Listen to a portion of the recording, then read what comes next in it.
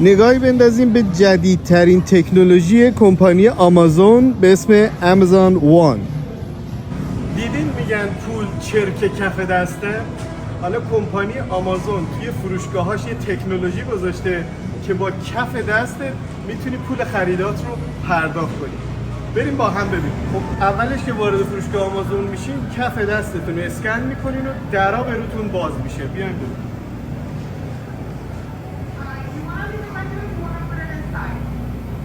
میشه. بعد میرین خریداتون رو انجام میدین، دوباره کف دست رو اسکن میکنین و پرداختتون انجام میشه. بیاین یه نمونه ببینید. خب من یه چند تا وسیله بردارم. ببینید سر تا سر فروشگاه از این دوربین های سمارت گذاشتن که شما هر وسیله بردارین هم تعدادش و هم قیمتش رو محاسبه میکنه.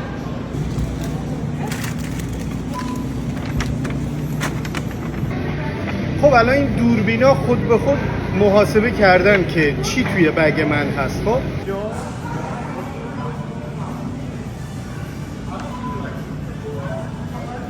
به همین راحتی الان یعنی با همون یک کف دست پول خریدایی که کردم از حساب بانکی من کم شد.